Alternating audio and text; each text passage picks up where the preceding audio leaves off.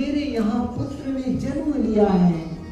तो वो आनंद को छोड़कर, परमानंद को छोड़कर सीधे ब्रह्म की आनंद में समाहित हो गए थे, ब्रह्मानंद में चले गए थे।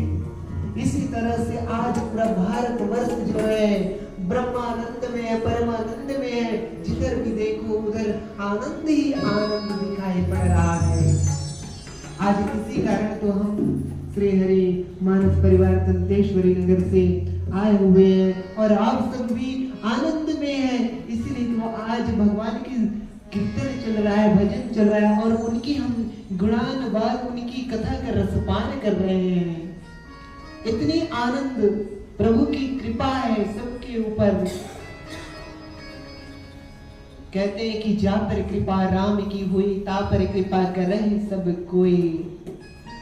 राम की कृपा के बिना एक पत्ता भी नहीं हिलता है।